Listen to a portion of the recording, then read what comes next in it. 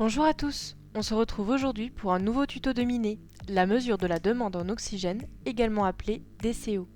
Tout d'abord, qu'est-ce que la DCO? C'est la quantité d'oxygène utile pour dépolluer une eau. Elle permet de savoir si une eau est rejetable dans le milieu naturel. Ensuite, présentons le matériel. Pour ce TP, nous aurons besoin de plusieurs fioles jaugées, de béchères, de pipettes jaugées et graduées, d'une propipette, d'un entonnoir et d'un verre de montre. Nous aurons également besoin d'un chauffage spécifique pour les tubes suivants. Ceux-ci seront surmontés de colonnes réfrigérantes pendant le chauffage, comme nous le verrons dans la suite de la vidéo. Nous passons maintenant au réactif. Nous aurons besoin de dichromate de potassium, de polyéthylène glycol, d'hydrogénophthalate de potassium, de billes de verre, de sel de mort ainsi que de féronine. Nous utiliserons aussi une solution sulfurique et de sulfate d'argent, ainsi que de l'acide sulfurique à 18 molaires. On manipulera ces produits sous hotte. Mais attention, pour ce TP, il y a quelques précautions à prendre. Le dichromate de potassium est fortement toxique, dangereux pour la santé et pour l'environnement, corrosif et est un comburant. Ensuite, l'acide sulfurique est très corrosif.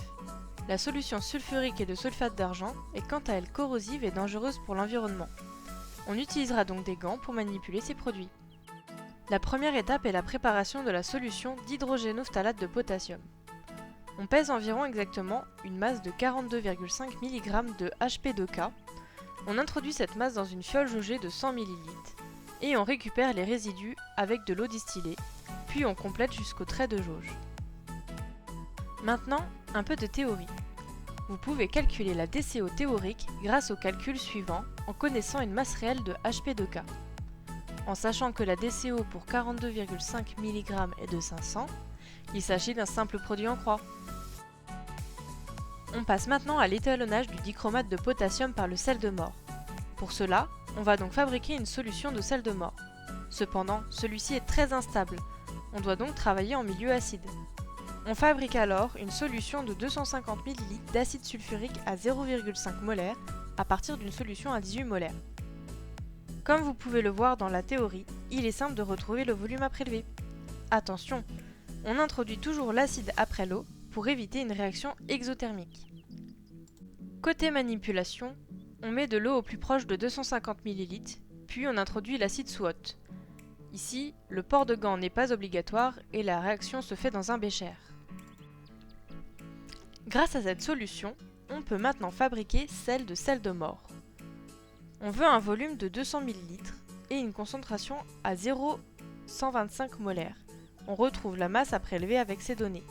On pèse alors la masse de sel de mort à prélever, on l'introduit dans une fiole de 200 ml, puis on remplit avec la solution d'acide.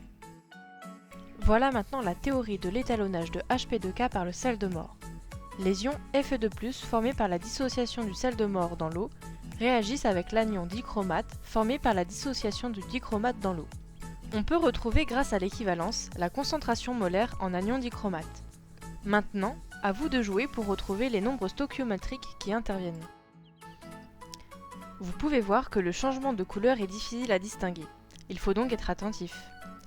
Si vous avez des doutes sur la réalisation d'un dosage, nous vous recommandons notre vidéo sur l'analyse de la dureté de l'eau, qui traite le sujet de manière très complète. Le but final est de retrouver la DCO. Pour cela, on prépare 3 tubes. Le blanc, la référence et l'échantillon d'intérêt. Dans chacun, on mettra 10 ml de dichromate de potassium, 3 billes de verre et 30 ml de solution sulfurique et de sulfate d'argent.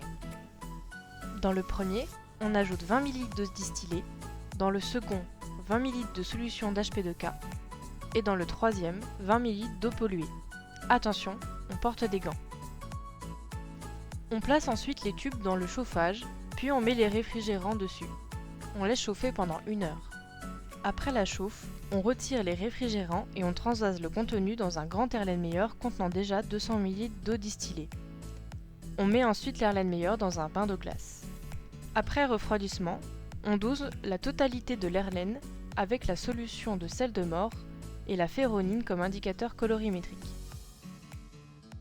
On retrouve ensuite la DCO par calcul. Pour conclure, on compare cette valeur à la valeur théorique. Si la DCO théorique appartient à l'intervalle de confiance de la DCO expérimentale, alors la procédure est validée. A bientôt pour un prochain tuto de Miné.